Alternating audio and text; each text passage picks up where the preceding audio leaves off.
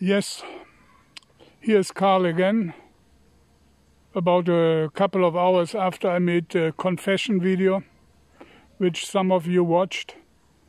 And I wasn't sure if this video would be interesting to you at all. But after such a long time making videos in behalf of Rudolf's agenda, I thought it's maybe a little bit important to give you a background about myself. This was an interesting time in my childhood. I just gave you a few hints, and something else came to my mind. I have always had a fear of heights, and I wondered why. Now it comes to mind that as a child, when I was like 2 or 3 years old, I can remember even further back. But when I was very young, my mother put me onto the windowsill of an open window, set me down there, and it was about, from our building, from our house, 2 more floors down from where I was sitting.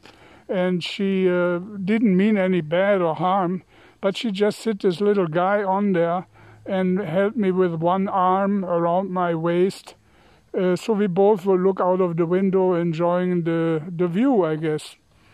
But strangely enough, and there was no reason at all to for such a small child to think some bad thoughts, I had in my mind the feeling, wow, what happened if she would just push me down or drop me down and kill me? I got a panicky feeling.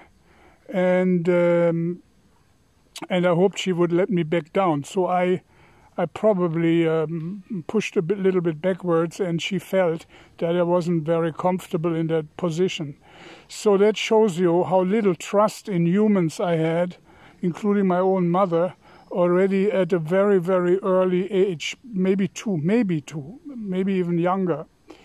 And there was only one incident in my life, and actually, I never developed a very large trust in others, in humans, because then later on, I observed myself quite well, and I knew how feeble the human mind is, and how good we can be, how evil we can be, and also, not only that, how insecure and our moods, how that can change from good to bad in a matter of seconds. So I know that we cannot trust ourselves, and then the idea to trust somebody else, or even a stranger, is not a very good idea. So my advice to you out there is, don't trust anybody, and be very careful when it comes to trusting yourself. I think that's the safest way to go. Yeah, that was one more episode in my short life back then. Except one interesting thing which I always think of in between, since I was born, that I was, as a very small child, my first impressions were, I must have been 1 year, 1.5, maximum 2 years. I always look around, maybe there is somebody, but there is nobody. See, I'm here in the forest. This is my favorite spot, by the way. You might have seen it before.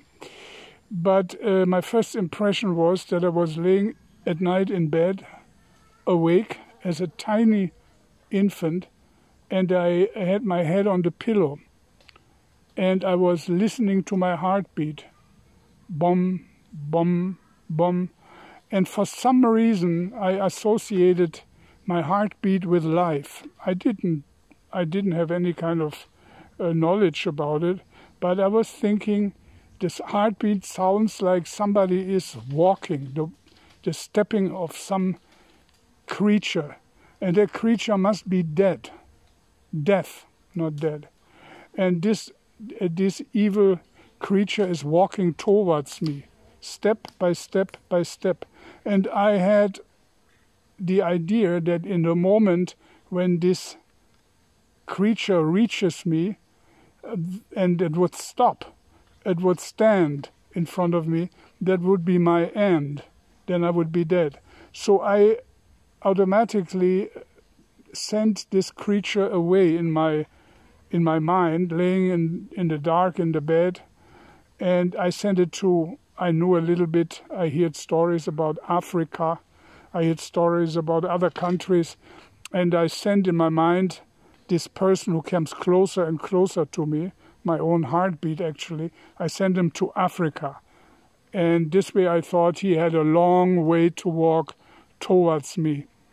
And strangely enough, you can laugh about this, but I think once in a while about it.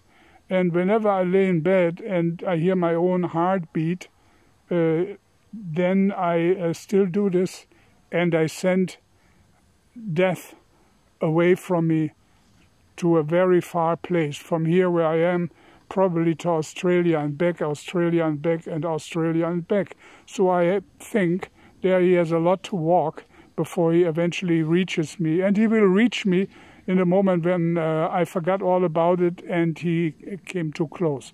That can be tomorrow and it can be in many years. But that was one other little memory of my childhood, which I think I want to share with you. And maybe I come up with something else interesting from my early years. But for the moment, I think that's enough. But before I go, I want to show you here around. This is my favorite spot. It's very quiet. Nobody, very rarely people walk by. So I feel comfortable here because in a way, I'm a loner. I spend nights and days in the forest because I feel safe in the forest, even in the middle of the night, because I believe that whoever is in the forest at night will be as afraid of me as I will be afraid of them. So, by the way, the cities are much more dangerous than the darkest forest. And this here, you can see, is, let me see if I can show you. Yeah, this is a little fountain, and here